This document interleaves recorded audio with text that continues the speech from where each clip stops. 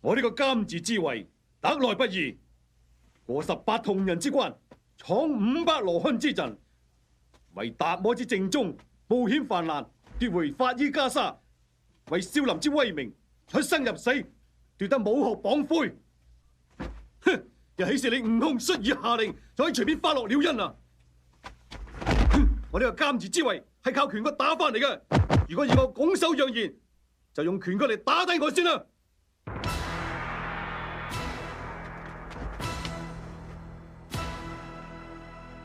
伏巨、伏樂、伏斷、伏空、伏壽，為方丈之尊，命你5人將了因拿入戒師堂，不得有誤。阿彌陀佛，速速如律。師門一脈，不敢妄為。了因心中耳目方丈，你等心中如何還有師門？既然係咁，就將你5人一齊逐出本寺，以正清規。我佛慈悲。你等不拿了因，我就叫執法金剛出手。到嗰陣，你哋師傅就會冇咁自在。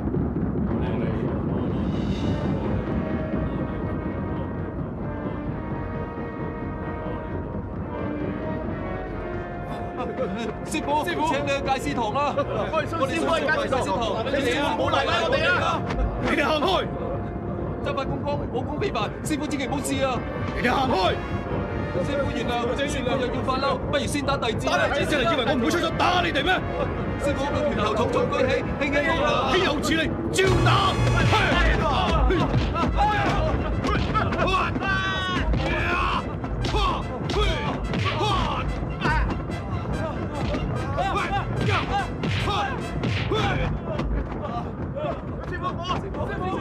好，我就打死你！老三，關你咩事啊？師兄，如果係非動手不可嘅，金口奉陪。你個病君，唔好食你個藥，喺少林寺逞咩威風啊？你應承悟空壓你接標嗰陣時，有冇諗過我係你個換帖兄弟？我點都唔願意將個聖骸送去曹溪噶啦！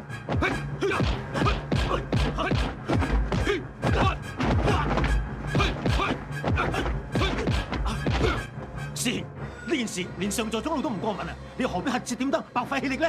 唔通你認為你升我啊？一世只係做監字咩？如果我坐呢個位啊，宋山嘅鎮山之寶一樣唔會少嘅。師兄，水到渠成，有啲係唔可以強求嘅。如果你唔肯去銅山，日日都以為聖骸失標係你作祟嘅啫。老三，你條硬漢幾時學識咗含血噴人啊？唔係含血噴人，係一言驚醒夢中人。你病到5顏6色，都頂得我咁多招啊！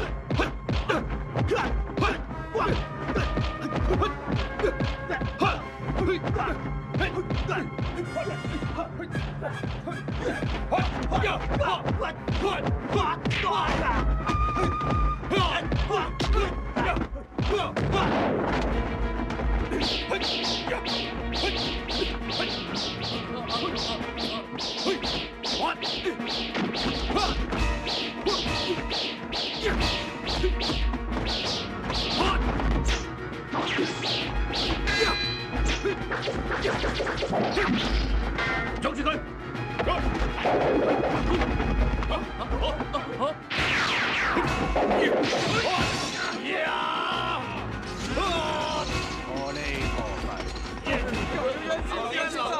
心誠正火。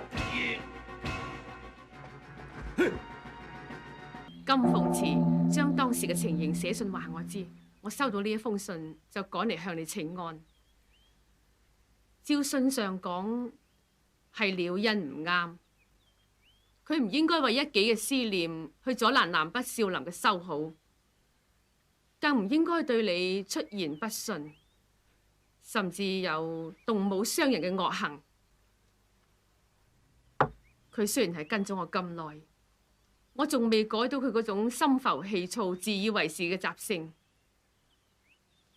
係老嚟嘅疏忽，老嚟心以為憾。南北少林唔修好，反清復明就冇咗依靠，內部不顧，何以御外？道理好明顯，點解了因偏偏唔係咁諗呢？佛心蒙塵，業障未消。老尼此行一定要盡心盡力同佢講明白。阿彌陀佛，廖因為人能幹，武功亦唔錯，只要佢回心轉意，撮合南北修好，老衲就將方丈之位拱手相奉，在所不惜啊！方丈仁厚，廖因聽咗應該感激流涕先係。喂，開門啦！進香啊！門閂咗啊！聽朝先再嚟啊！咁頭叔咧？冇鋪位啊！下山頭店啊！喂，咁探訪悟空老方丈咧？方丈5號唔見啦，而家太陽都落咗山啦！唉，人哋話盧勝倔強一啲都冇錯啊！呢啲禿路就唔識轉彎，話唔開門就唔開門喎。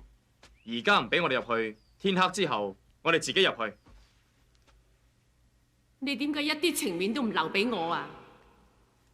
呢啲係徒兒同悟空之間嘅事，師太，你不必費神啦。你咪唔記得，你入少林係我保薦嘅，喺你之前冇一個少林子弟雙手係沾滿咗江湖上嘅血。冇錯，為個賊，我殺過唔少人，你要我放下屠刀，立地成佛。我領你嘅情，喺少林寺我受過唔少苦，就為咗要改頭換面。但係我睇得出喺你心入邊，道高一尺，魔高一丈。少林嘅袈裟披喺隻狼嘅身上啊！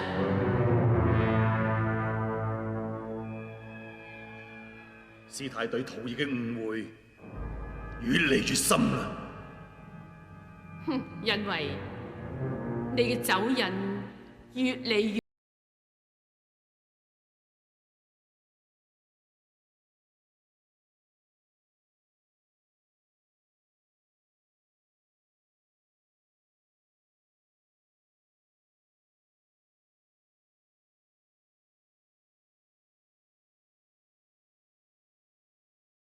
揾到廖因啊！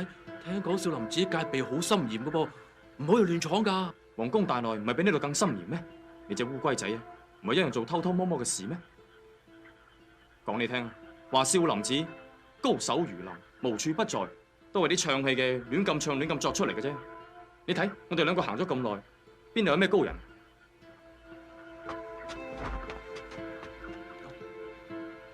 睇下我冇呃你啦。又係喎，佢哋唱戲嘅人真係抵殺啊！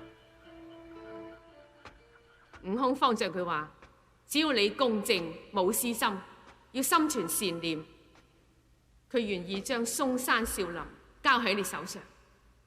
但係我對你嘅想法並唔係咁樣，我唔想你安安穩穩咁坐喺嵩山上邊做個方丈，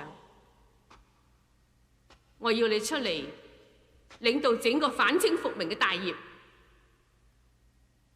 南北少林嘅修好，只係星羅棋布之中嘅一個環節，最緊要仲係遠至暹羅安南同埋台灣嘅大明宗室以及英雄豪傑，佢哋都有待你去偵查同埋聯絡。如果你辦到呢啲事嘅，就不負我嘅苦心，咁就係立地成佛啦。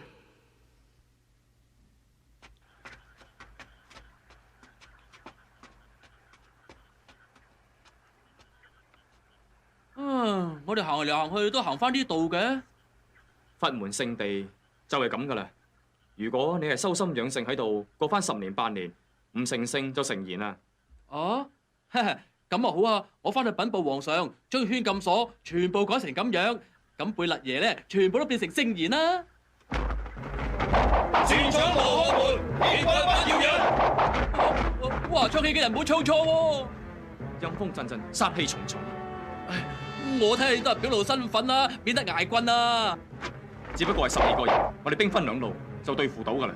嗯。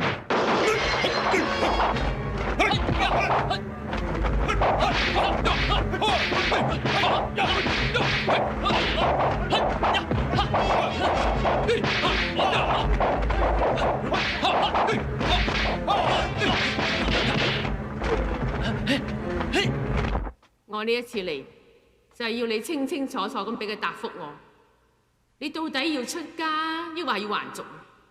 你到底係志在少林啊，抑或要光復漢室啊？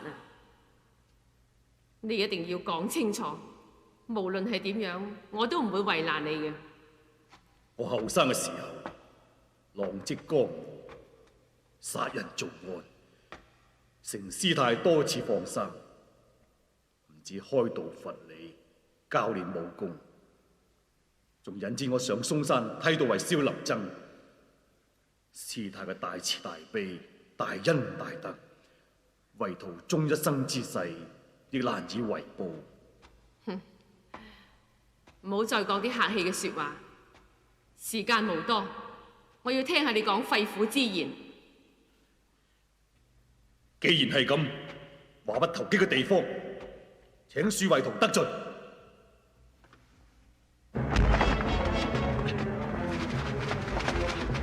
啊！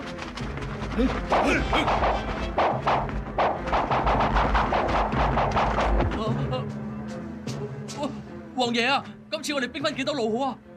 係少林嘅36棍羅漢門，翻嚟講俾皇上聽，包庇佢高興到連鬍鬚都翹起。哎呀，王爺，呢次我條鞭要翹起就真啦。你唔使怕，八旗弟子唔會俾呢啲禿驢嚇親嘅。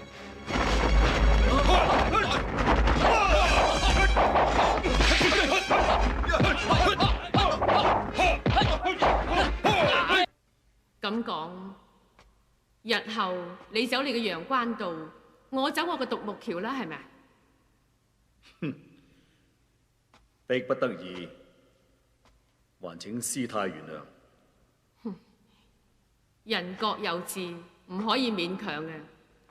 只希望你多念佛，少飲酒，可以撐住嵩山少林呢塊招牌，都唔係一件壞事。日後仲希望師太時時嚟指教。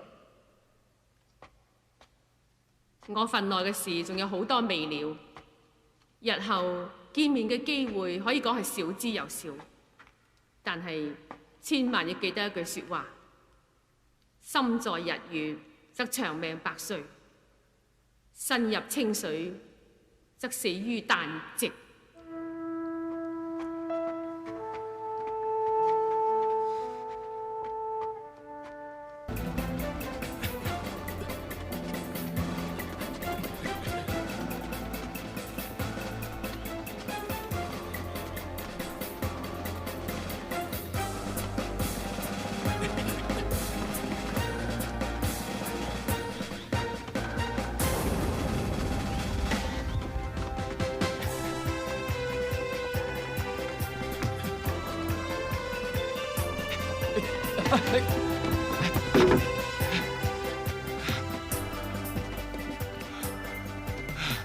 慧珍，快脆啲啦！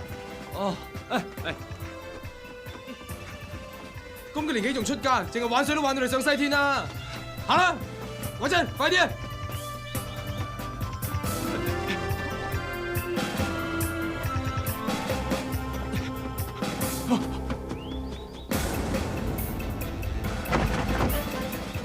王爺，小人向你請安啊！唔好阻住我，我要去玩水。啊，王爺，等小人幫你玩啊！王爺啊，我幫你玩水啊！咁你攞啦。呢啲水樽用咩做㗎？點解咁重嘅？你以為少林係玩玩下㗎？王爺啊，你咁又何苦咧？為咗見了恩，將自己折磨成咁樣，皇上知道咗會好唔安樂㗎。了恩係我哋唯一掌握到嘅線索，唔理幾辛苦都好，我都要見到佢嘅。王爺，你由細到大都未曾玩過水嘅，以後啊，仲唔知有啲咩辛苦嘅工作俾你啊！都冇咩嘅啫，以後我哋要開始做大事㗎啦，趁呢個機會鍛鍊一下，都係適逢其會啫。啊，做大事？王爺仲有咩大事做啊？遲啲你就知㗎啦。王爺去咗做大事，咁小人去邊度好啊？如果我做大事，你梗係做大官㗎啦。三品。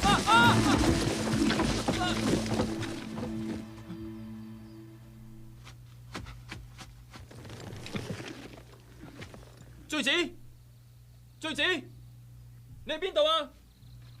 醉子，偉真，我哋老馬上翻嚟啦，你仲去睇風景？有人跌咗落去啊！我打算落去救翻佢。係咩人啊？我哋幫你救啊！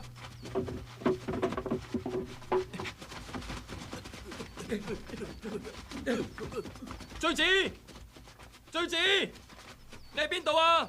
吓！醉子，醉子，你喺邊度啊？我咪去玩水咯。玩水？呢啲咪水咯。哎呀，真係水嚟㗎，而且仲好清添啊，仲清過我哋玩上嚟嗰啲啊！你水喺邊玩嚟㗎？咧前面有個山洞，裏邊咧有個大水池，包你一世啊都玩唔晒啊！哇！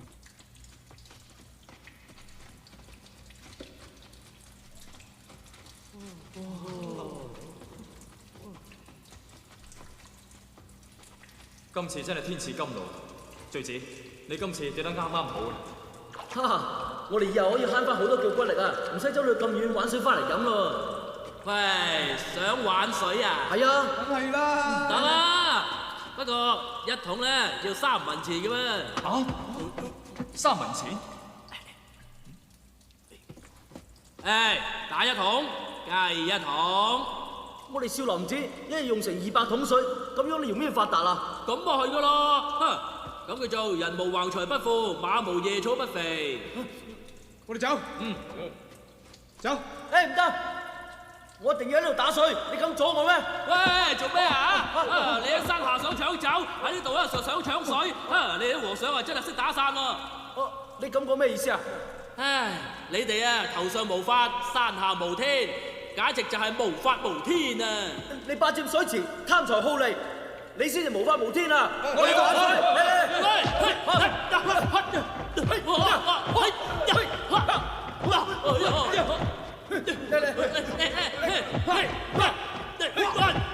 停手！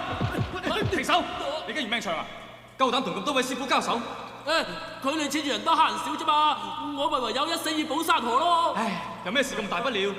要搞到咁慷慨激昂啊！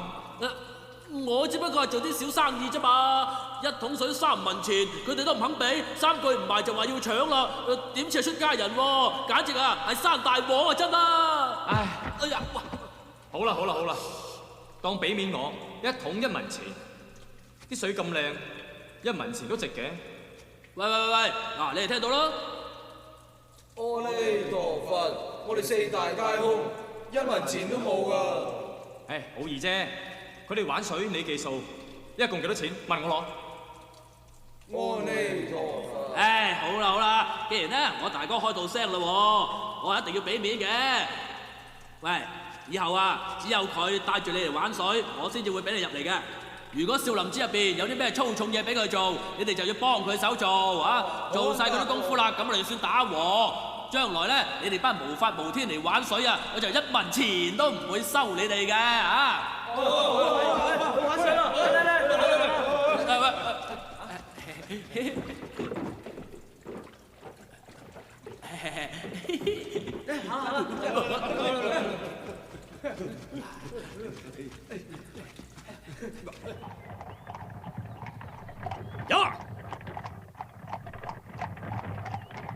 如果唔係李公子暈船浪，一早就到咗杭州灣啦。北方人唔慣坐船，係咁噶啦。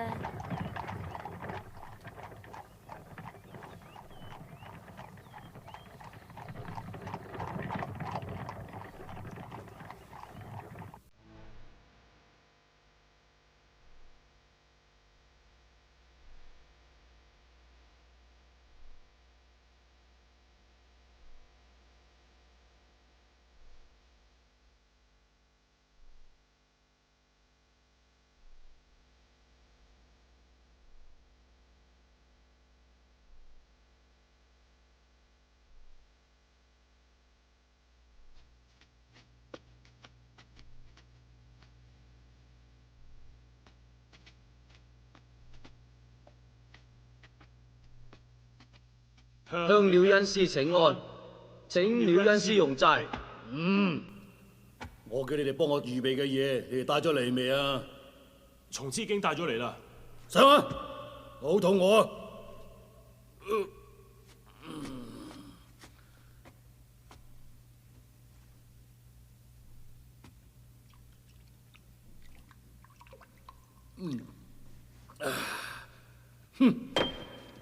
攞嚟！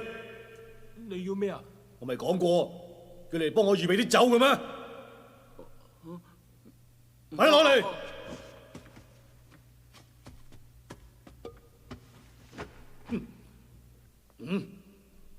啲味咁嘅，係咪貓尿嚟㗎？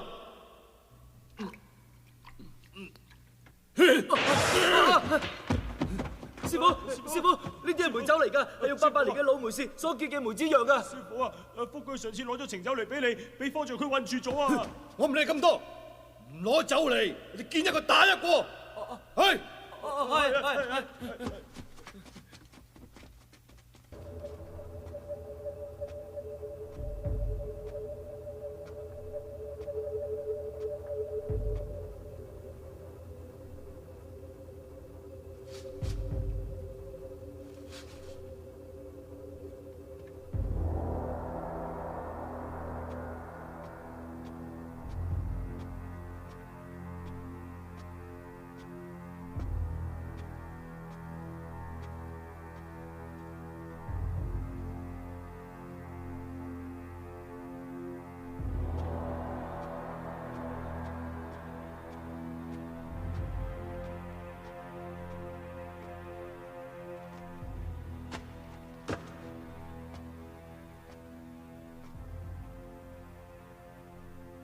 阿彌陀佛，我嚟送齋飯俾師傅你。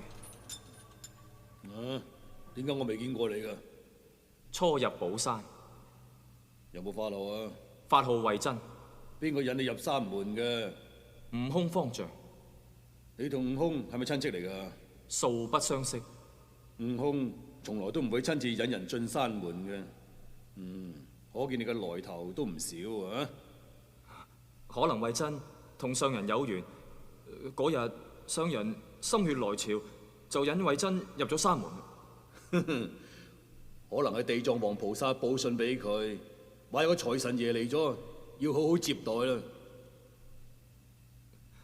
慧真恨破世情，修為佛法，請各師傅多加教誨，早登彼岸。喂，你有冇聽人講過我啊？師傅個大名如雷貫耳。我脾氣好差嘅，打傷過唔少人，你知唔知啊？金剛老母，羅漢請威，代天執法，不容寬縱。唉，唔使喺度拍馬屁啦！只要有咩我睇唔順眼，我就會好好咁教訓佢一餐噶。愛之深，責之切，係常情啊。唉，你帶啲咩嚟啊？高筋饃饃，夾豆餅、小米糖粥，木蘭春啊。木蘭春係乜嘢嚟㗎？木蘭春咧，係北方嘅一種樹葉嚟嘅。將樹葉用鹽醃咗，又香又鮮味。凡係去過木蘭山嘅人，個個都好中意食呢一種香椿葉嘅。木蘭山係喺邊度嚟㗎？木蘭山係喺鄴河，皇上時時去嗰度打獵嘅。唉，念佛係放生，打獵係殺生，道不同，不相為謀。如果師傅可以勸皇上唔殺生唔打獵嘅，咁就功德齊天啦。如果我有機緣見到皇上嘅話，天下就唔會而家咁樣啦。唔知道天下會變成點樣呢？當然係彌勒當中坐，如來滿街走，人人稱活佛，個個賽觀音啦。真係有咁嘅日子，咁皇上無事可疑，就落得逍遙啦。皇上咪嚟木蘭山種香椿咯。或者根本唔需要有皇上呢個人。好，難得遇到一個有出息嘅。師傅請用齋。好香啊！你快上嚟解我條鐵鏈，等我痛痛快快咁食翻餐。唔得噶，出邊啲師傅同我講啊，唔可以幫你解開條鏈噶。冇事嘅，嗰班和尚啊，佢哋個個一嚿飯咁。嗱，你幫我解開條鏈，佢哋唔會知道嘅。你要應承我，食完啊俾我鎖翻，我先至咁解開你噶。得啦，嗱，我聽話，食完之後我一定會俾你鎖翻嘅。嚟。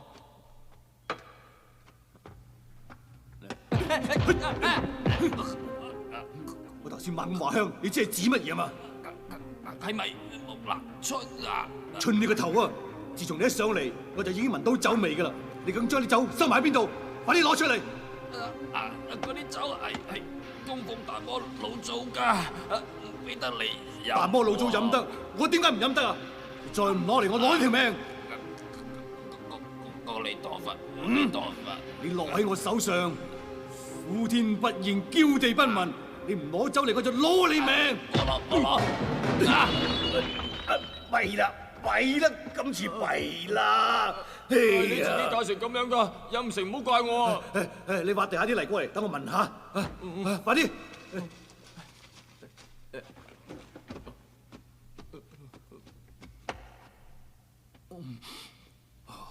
香啊，實在太香啦！如果而家可以有啖酒俾我飲嘅話，就算你攞走我條命，都係值得噶。啊，你聽住啊！今晚啊，你再攞程酒嚟，我教你少林真功夫。只要你對我好咧，我哋係禮尚往來。我廖恩一定唔會代薄你噶。哦好，你話點就點啦。既然你咁中意酒，我就將你混喺個酒埕度，等你最餐飽。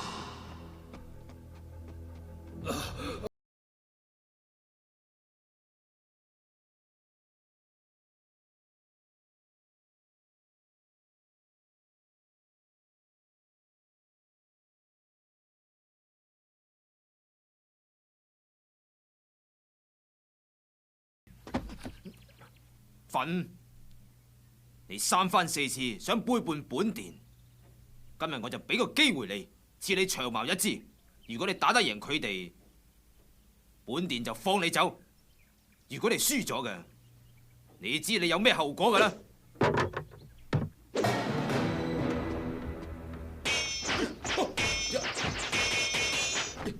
風九兒，你聽住啊！呢個范五就你嘅殺父仇人，本殿已經幫你報咗仇。你雖然係武藝精湛，但係為人莽撞，不分青紅皂白，走嚟貝勒府行刺，呢條罪點都唔可以免你嘅。不如咁樣啦，本殿賜你長矛一支，如果你打得贏佢哋嘅，就饒你一死；如果你輸咗嘅，呢個下場就同范五一樣。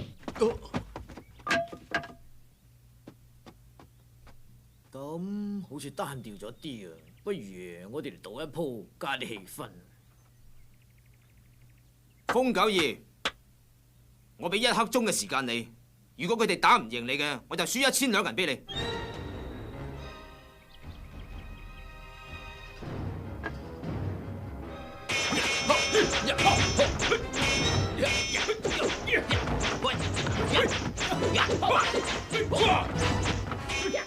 睇嚟你呢1000兩銀可以慳翻。所謂非分之財必有還，我睇佢呢世都受唔到嘅。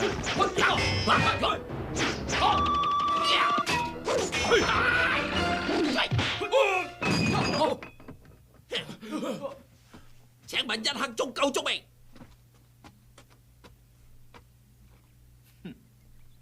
攞1000兩銀俾佢。唔使啦，而家俾1000兩我，一陣間又要攞翻，咪盞到空歡喜一場。我的究竟係邊個殺嘅？你講係冇用嘅，等我查明白先算啦。我而家都攞呢1000兩同你賭一鋪。如果我查唔到真正嘅兇手，即係我冇資格攞呢1000兩。如果我查到真兇嘅，你就要攞3000兩銀出嚟買我爹條命。放肆！同我捉住佢！等陣，我俾御林軍所捉，就係呢個人救翻我，送翻貝勒府嘅。如果而家捉住佢，萬一傳咗出去，你就係不明是非，以怨報德。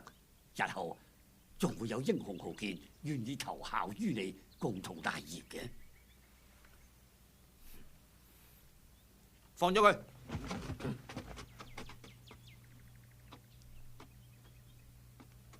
由今日起，風九兒就係貝勒府嘅總護院，請賴公好好招呼佢。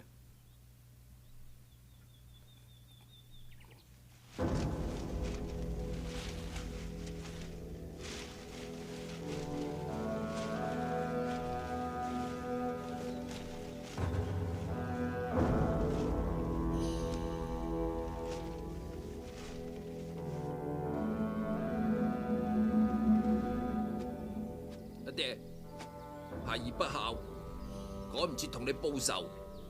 但係你放心啊，呢筆賬遲早都會算嘅。殺死你嘅真兇，唔會有幾耐命嘅啫。我呢一個狗鼻，一定會揾到佢出嚟嘅。爹，你安心去啦，吓！我九二立身處世，以後就全憑呢一部《凌家經》啦。此經入我心，煉鐵變成金。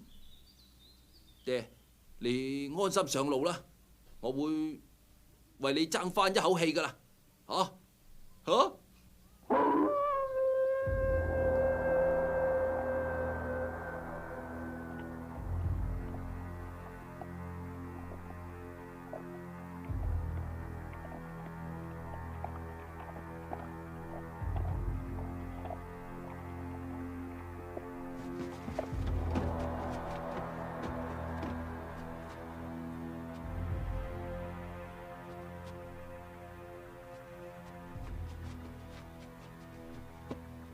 咁多位辛苦晒啦，不如飲翻杯子酒嚟。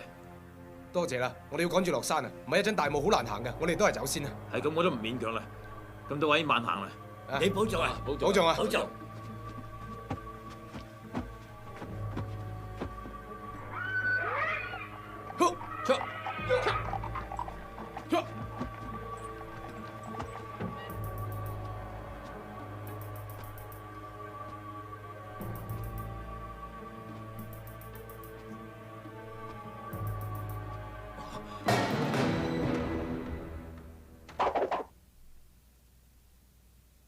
係你啊！我差啲唔認得你添。聽講皇上俾咗唔少好處你喎，你為呢？佢已經起程去咗西北啦。我諗一定係好差事你啦。如果唔係，佢都唔會走得咁快啦。只係做個馬前小卒啫。以佢嘅身手，如果跟隨智貝勒爺，一定唔會差過我嘅。智貝勒爺唔係你嘅殺父仇人咩？純粹係一場誤會嚟。何況我爹都死咗啦，試問邊個做我爹會比智貝勒爺更加似樣喎？你真係人如其名，瘋狗耳，狼心狗肺。你請啊！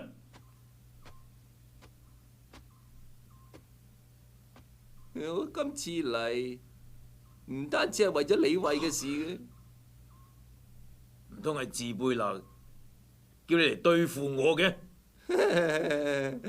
如果你有問有答，我唔會難為你嘅。如果你唔賣我嘅帳咯，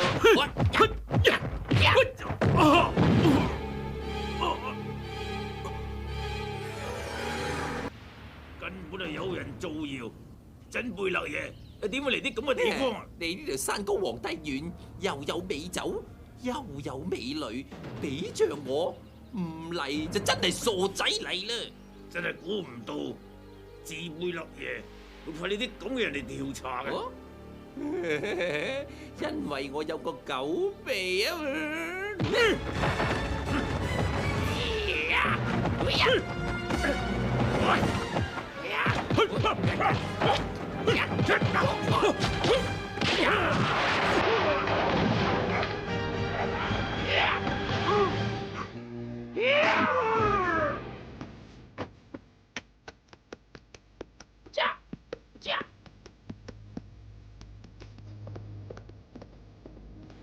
姐夫，姐夫，姐夫！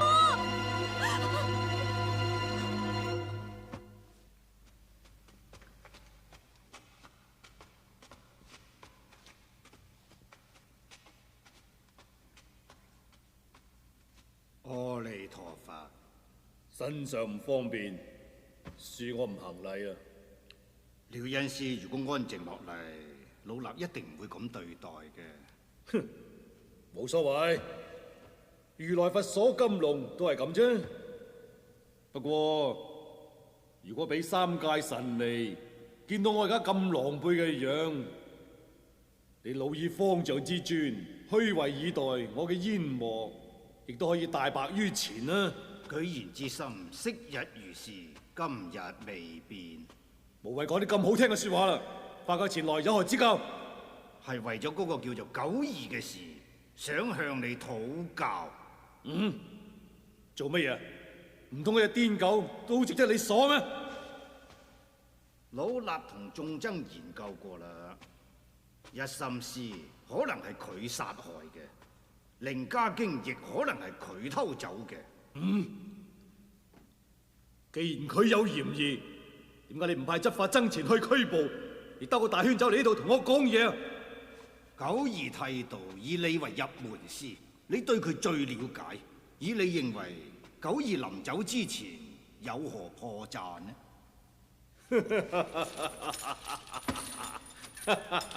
奇怪啦，唔係話專家已經練成咗飛天遁地嘅神通咩？咪連九二呢咁嘅業障都收唔到啊！照我睇，你方丈呢個位想唔拱手讓俾人都唔得啊！了人師，不宜妄語。我唔知妄語，仲要大聲疾呼。一心師武術超凡，豈係九二所能殺？凌家經嚴加修助，又豈係九二所能盜？呢啲分明係你班老而不所玩嘅把戲。既插贓於九二，又想嫁禍於我，你哋唔好再喺我面前玩埋啲咩花樣啊！如果唔係，因住我反面無情。阿彌陀佛。了一，你再咁無禮，我就停止你嘅供養，等為真，唔使再受呢個折磨。哼！只來大小各爭，為咗自表清白，都已經守身守抗，剩低嘅只有你一個。唔知你裏邊可唔可以守呢？當然係唔守得啦。點解唔守得？裏面有唔少妖魔鬼怪，你見到會瞓唔着啊！豈有此理！係真金不怕火煉，係佛法不怕天公。老衲自然會將你查獲，清者自清，逐者自逐。哼！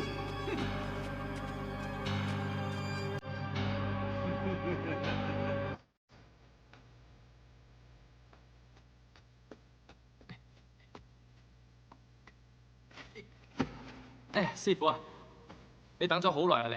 梗係啦，你再唔嚟啊，我裏面嘅酒蟲就會爬到達摩老祖嘅頭頂噶啦。點解呢度咁臭嘅？係咪你啲酒蟲啊？係我啲糞便。哎呀，真係臭死人啊！快啲幫我掃。嚇！我咁大個啊，都未做過啲咁嘅嘢㗎。唉，一次生兩次熟嘅啫。以後我不停咁屙，你不停咁幫我打掃。你最好掃得好啲，唔係啊，踩污咗你嘅身鞋，咁悟空長老又會話我係害人精噶啦。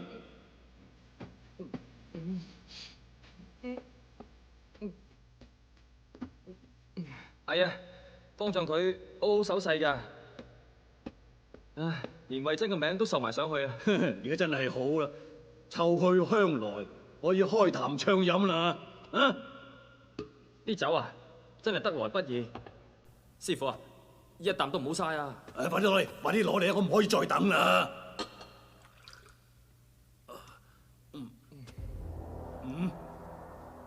做咩啲酒有啲異味㗎？你喺邊度打翻嚟㗎？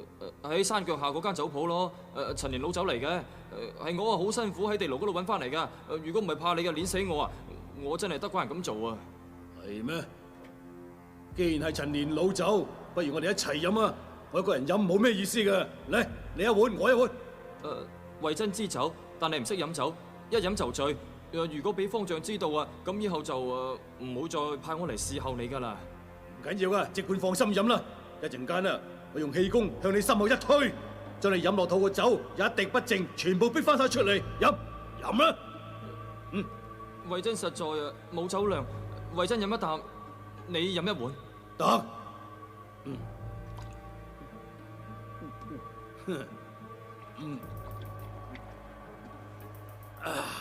果然真係好酒，嚟再嚟。我咁大個人都未見過好似你咁中意飲酒嘅人㗎。唔知道仲有冇第啲人可以贏到你咧？我話你聽啦，我有幾個結拜兄弟，佢哋都好飲得㗎。不過無論點樣飲得，都係個手下敗將。誒，你應該發張帖請佢哋過嚟同你飲酒，咁悟空方丈咪管唔到你咯。你咁我都啱。我哋幾兄弟都應該聚下舊噶啦，嚇！誒，飲咁細啖嘅，飲多啲，飲多啲啊嘛，飲多啲啦！我話你聽啊，如果你能夠同我飲3個月嘅話，我包保你8杯不醉，1000杯不倒啊！嚟，斟唔酒？啊，斟唔酒？阿彌陀佛。喂，你做咩啊？你做乜嘢啊？逐啖咁飲，都會飲得你醉嘅咩？喂，你唔喺度出咩蠱惑嚟呃我係嘛？點解好似飄飄下咁嘅？我都話過啦，我唔識飲酒，喺師傅面前出醜就醜。喂，慧真，喂，慧真，慧真，咩話？我喺度叫你個名啊！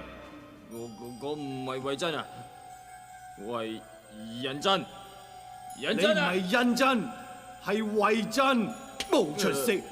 飲少少酒就連自己個名都唔記得晒，真係冇用。仁真，男子漢大丈夫，行不改名，坐不改姓。你同我企好，對眼望住我，擘大啲，過嚟，同我解開條鐵鏈佢。過嚟啊，同我解開條鐵鏈啊！冇錯啦。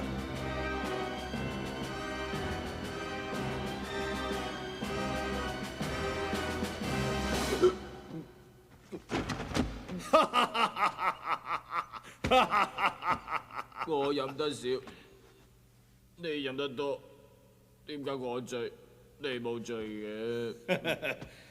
因為我根本冇飲過酒。你亂講啊！我明明睇住你都飲到嘅。我唔係飲，我係散。散完之後會倒翻晒出嚟嘅。哼！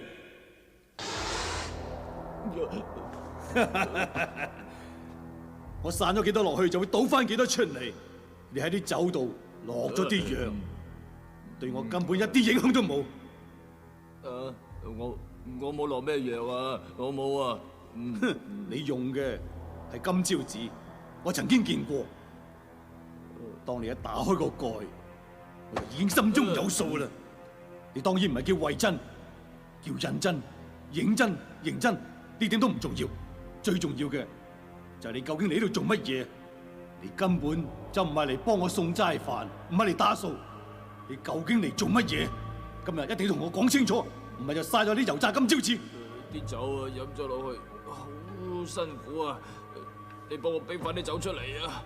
好，企好，站穩馬步，我而家用氣功啦。呢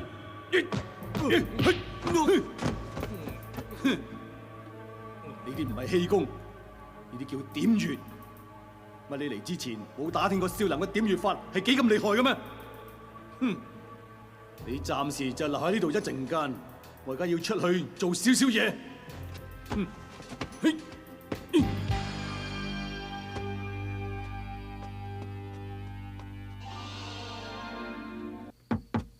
方丈，執法僧已經到咗啊！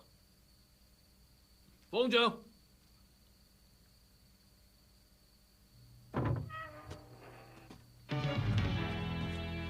方丈，方丈，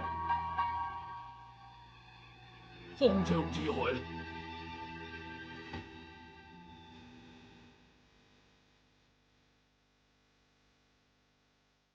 真。你仲唔快啲翻去？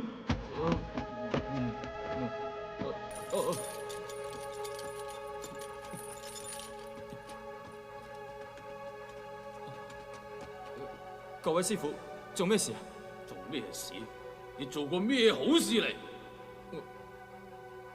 我攞咗壇酒過嚟俾廖恩師，我唔知竟然犯咗咁大個錯㗎。慧真，你左腳嗰隻鞋呢？可能係跌咗喺山洞裏邊啊！企喺度，方丈如何氣絕身亡，身邊有呢一隻鞋，正係你嘅左腳。長老以為呢個滔天嘅罪行係慧真做㗎，證據確鑿，不容抵賴。慧真係嚟為廖恩師送齋嘅，入咗山洞就冇出過去啦。長老，你可以去問下廖恩師㗎。我就去問佢。好，請教廖恩師，你做咩喺外面咁嘈啊？今晚黑係邊個送供養嚟俾你嘅？慧真咯。佢喺你呢度逗留咗幾耐啊？佢將啲饅頭送到我手上，就出咗去，過咗一陣又翻嚟啊！廖恩師，你記錯咗啦！我入咗山洞就冇再出過去啦。我陪你飲咗成壇酒嘅喎。阿彌陀佛，廖恩謹遵方丈之命，滴酒不沾，點會好似你所講咁呢？哼！反而你哋聞下佢身上全身酒氣，佢定飲咗好多酒，唔知做過啲咩嚟。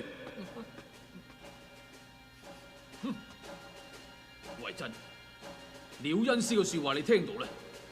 你快啲清醒下，從實招來，方丈遇害係咪你所做嘅？哼！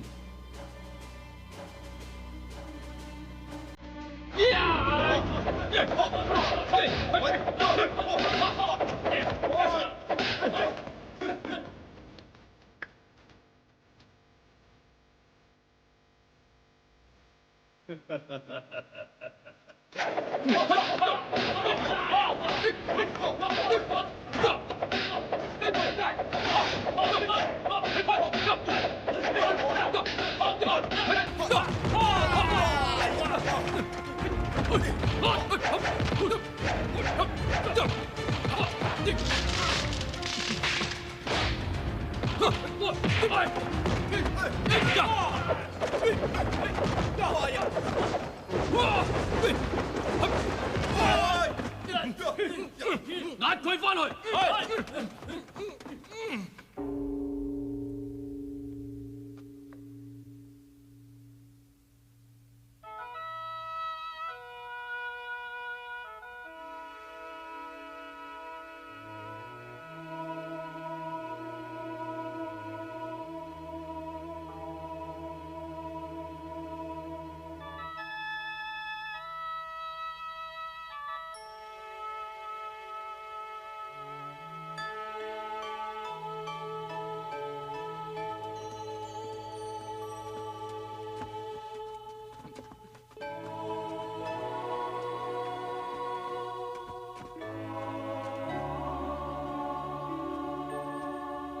大勢宏開見如來，狂徒慧真聽分明，是惡到頭終有報，殺人償命不留情。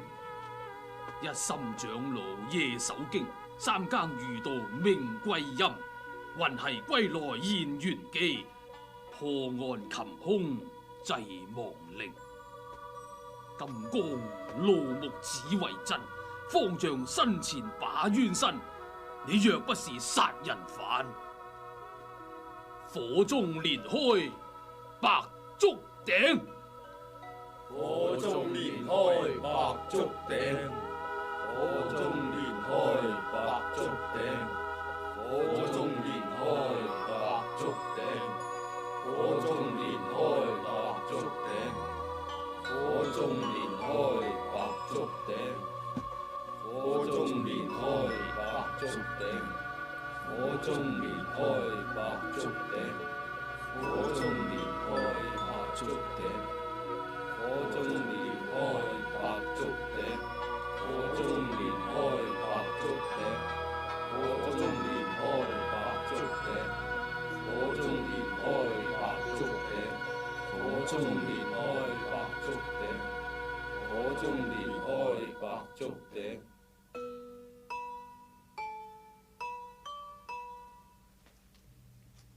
阿彌陀佛，阿彌陀佛，阿彌陀佛，阿彌陀佛，阿彌陀佛。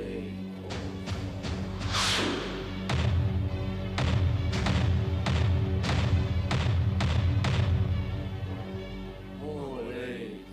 翻起啦，我諗翻起啦，我喺達摩洞同廖恩師飲酒，我飲咗好多。廖恩師話佢用氣功幫我排走，我就鬆開咗佢身上嘅鐵鏈。估唔到佢用嘅唔係氣功，而係點穴功。佢制服咗我冇法子喐。於是佢就攞咗我左腳隻鞋走咗出洞。過咗一陣之後，佢又翻嚟。等佢解開咗我身上嘅穴道，我走咗出洞嗰陣，就俾各位長老捉住咗啦。仲話我係殺人犯。一時之間，我有翼難飛，有口難辯，跟住被押入羅漢門。呢個係實情，憑火蓮之刑，憑上人之義，為真一字不假，全部都係實情嚟。為真，你呢啲實情點解拖到而家你先肯講啊？呢層以前好似有人蒙住我對眼，捏住我嘅喉嚨，而火蓮嘅光引導我行，上人嘅心引導我諗，就係咁樣。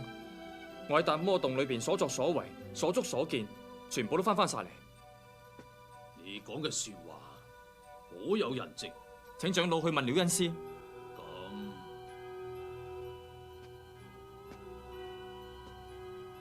咁係唔會有任何嘅結果嘅。點解唔對佢用刑啫？刑以逼供，佢必定招供嘅。呢啲唔係少林武僧專師之道。係咁寫真空而刑無辜，就係你哋少林武僧宏法之方咩？捉到兇手啦！捉到兇手啦！啟稟長老，呢個人就係謀害方丈嘅真兇啦！而家我哋捉到佢嚟對證。你何以知道佢就係真兇呢？天網恢恢，疏而不漏。佢一個人跪喺樹林度燒溪錢俾方丈，俾我哋撞到。係啊，老方丈同你何冤何仇啊？你竟然做出呢啲傷天害理嘅事？小人喺一半山度賣水為生嘅。喺尋晚黑，我走嚟揾方丈攞翻2兩銀打水錢啦。方丈精打細算，俾少咗300文錢小人。小人一時間嬲起上嚟，所以一時錯手就刺死咗方丈啦。你用嘅係咩兇器？方丈台上嗰把鉸剪咯。你刺方丈咩部位？刺佢胸口。當時方丈房內尚有何人？我落手嗰陣呢，只係小人同方丈2個人。到方丈瞓低咗啦，小人仲未走得切，結果咧門外又嚟多一個人啊！嗰個人係邊個？就係佢咯。為真，佢講嘅係咪實情？呢個人傻噶，長老你千祈唔好聽佢喺度亂講啊！係咁嘅，小人見到有人入嚟啦，就馬上匿埋喺床下底啦。咁我聽到佢哎呀一聲，調轉頭就走。咁佢仲留低咗隻鞋添。為真，你可曾見到方丈倒卧血泊之中，驚惶而逃呢？殺人致死嘅係廖恩，嫁禍嘅亦都係廖恩。呢個小子全心嚟搗亂，請長老你千祈唔好信佢啊！長老啊，冤有頭，債有主，方丈咧係我殺嘅，我直言不諱。呢件事咧與他人無關噶，請長老作主。冤有頭，債有主，我一力承擔。呢個小子講嘅全部都係實情，為真係冤枉噶，請長老放咗為真啦。各位長老，大家點睇呢？廖恩殺人，請長老叫廖恩當面嚟同我對質啊！你做乜嘢啊？你而家嫌命長啊？邊個殺人關你咩事得噶？你仲快啲走！你呢個小子不知天高地厚，有心嚟為廖恩頂罪。菩薩有靈，蒼天有眼，真兇係走唔甩嘅。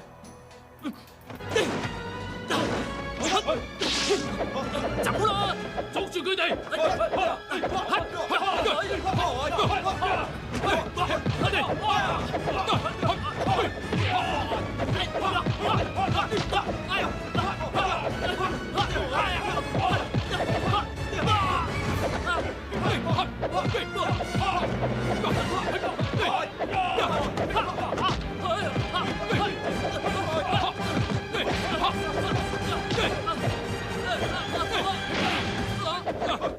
唔使追啦，廖恩殺人，追佢有咩用呢？同我捉住佢！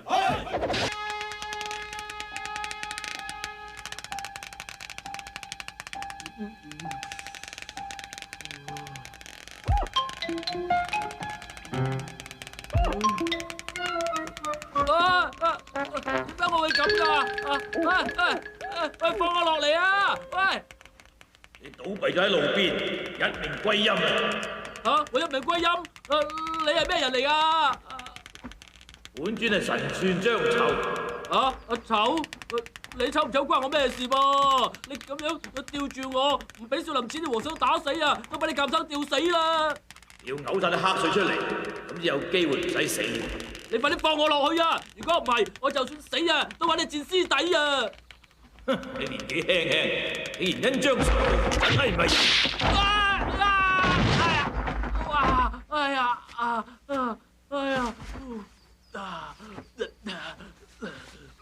喂，你做咩鬧我唔係人啦？哇！你都幾得人驚噶喎！起碼你唔係個男人。我點解唔係男人啊？你少一樣男人應有嘅嘢。喂，你救命啫，做乜收人室啊？我幫你綁繩嗰陣，一時唔小心冒犯啫。咁你而家應該知道，我係喺大陸出入嘅人嚟噶啦。大內同少林寺究竟有咩恩怨？竟然用棍打到你咁傷啊！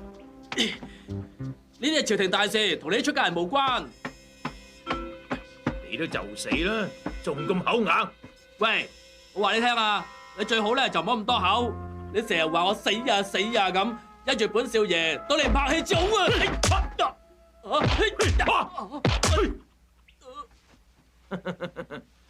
你死與唔死唔關我事，反而你跟隨嗰個主人，哼，真係唔開胃。你連個主人都見到啊！你兩個意氣相通。咁你認為佢點樣啊？灰星又難咯。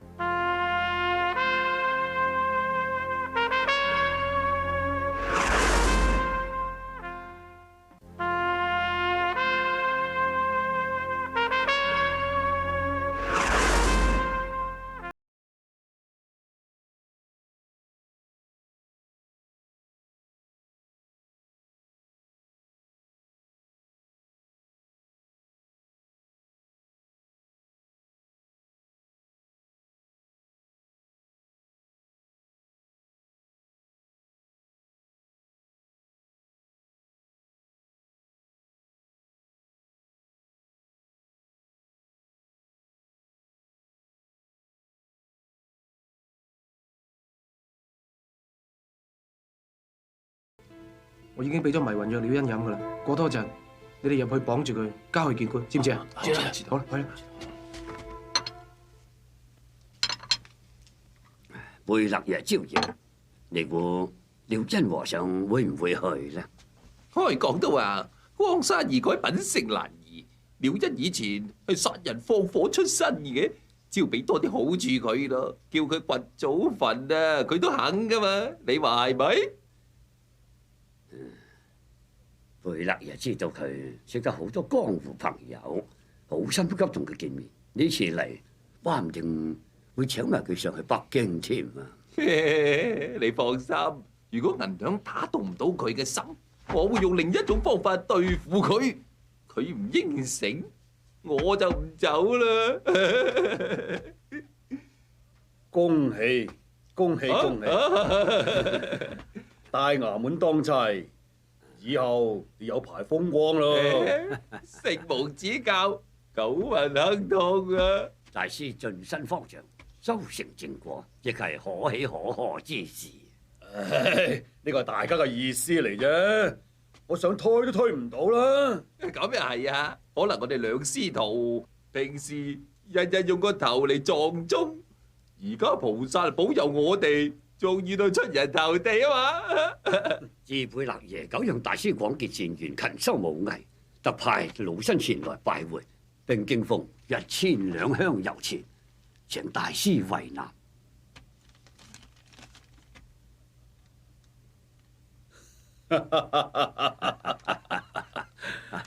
貝勒爺咁睇得起我哋少林，係我哋少林寺嘅光彩啊！日後如果貝勒爺有啲咩用得着少林寺嘅地方，少林寺一定義不容辭噶。啊！我哋為方丈熬嘅松漿啱飲噶啦，請方丈趁熱飲啦。而家有客喺度，人客走咗先至飲，出嚟。咁我攞翻出去先。誒，攞嚟攞去，仲邊度好味㗎？方丈即管飲，唔使客氣嘅。貧僧過午不食，就係呢一碗醬湯果腹㗎啦。大師且慢。大師所飲之湯有異香撲鼻，係松香嚟㗎，係蒙汗藥。咩話？消徒不敢。雅齊布係用蒙汗藥嘅高手，貝勒爺無論食乜嘢飲乜嘢都俾佢聞過先嘅，無論咩蒙汗藥佢都聞得出嘅。豈有此理！廖恩老賊，欺師滅祖，天理不容。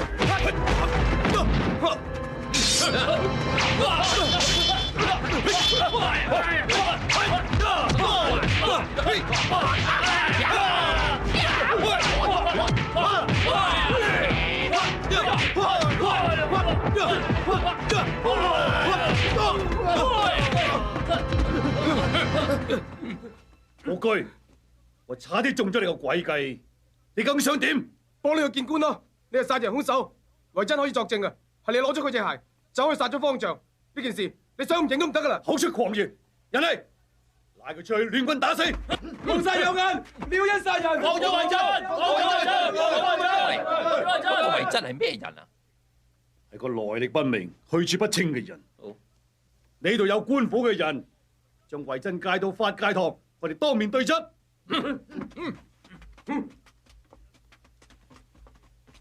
維真，你仲記唔記得你嘅俗家姓氏？傅時珍。你係從何而來嘅？芸芸眾生路。由何而去？偏向菩薩行。係邊個引薦你皈依山門？達摩是我師。你入山門係為咗修佛啦，定係練武？亦或係有其他緣故？隨處見蓮開。維真，直言談上，不可閃爍其詞。明白話係講俾明白人聽嘅，糊塗人聽嘅當然係糊塗話啦。你入嵩山同悟空講過啲乜嘢？點解佢親自引你入山門呢？唔係我同佢講過啲乜嘢，係佢同我講過啲咩啫？佢話我係金剛轉世，羅漢翻生，山門落法速速修行。阿彌陀佛。維真，喺初八嗰日，係唔係你入達摩洞送晚齋俾本座嘅呢？悟空方丈教誨，要我忍人之所不能忍，行人之所不能行。當時你見到本座係點嘅樣啊？同我而家咁，鐵鏈纏身，五花大綁。悟空遇事，你喺大殿，公稱係本座離開達摩洞作案行兇。我咁講係有根有據，一字不假。哼！由你入達摩洞到你被執法僧逮捕，有幾耐時間？大約6、7支香。係咁，本座離開達摩洞，來回方丈室，又有幾耐時間？不出3支香。咁即係話，本座鐵鏈纏身，喺五花大綁之中脫困而出，最多只係得3支香時間啦。如果有人幫你解開鐵鏈，你就不費吹灰之力，可以肆意行兇。人追兩扇皮，說話莫求其。我睇你個樣都唔似係衰人啊！向方丈扣3個響頭，免得官司告到嚟我呢度，要我對你心狠手辣啊！啊！你唔識我嗬？吓！今日我就等你認識下我。我話俾你聽，我就係少林寺嘅火頭公，人稱瘋狗二啦。而家你企穩啊！我怕你聽完會撻低啊！我呢就係八王子身邊嘅5品大刀總護法。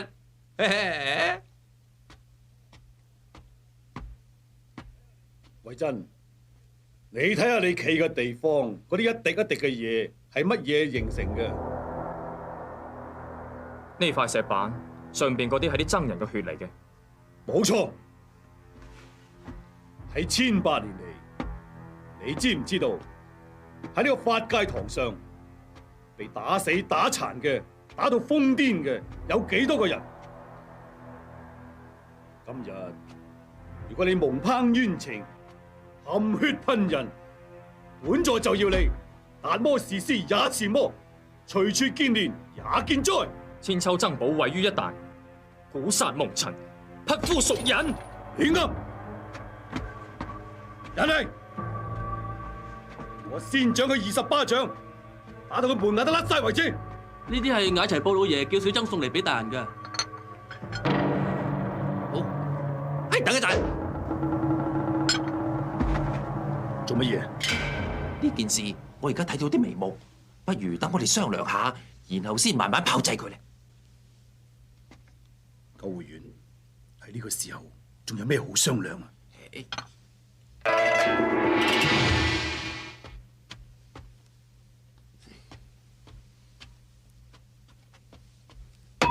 喂，究竟有咩事咁不得了啊？你哋知唔知喺中間鎖住鐵鏈嗰個係咩人嚟㗎？咁我點知喎？我睇連方丈佢都未搞清楚，企喺佢面前嗰個係何方神聖啦？佢就係四王子胤禛，封號雍王。吓？唔係啊嘛？我睇一定係你睇錯嘅啫。20年啦，每年我哋都見幾次面，咁都會睇錯。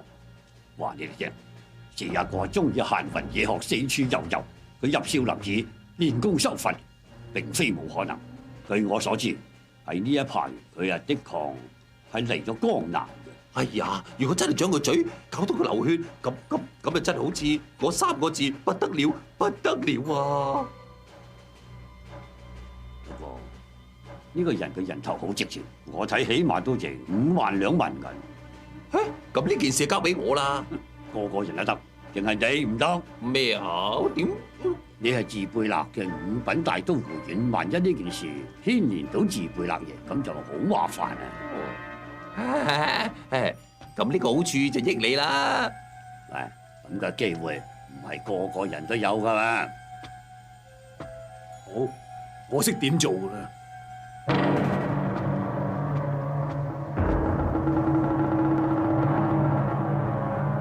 點關注不迷路。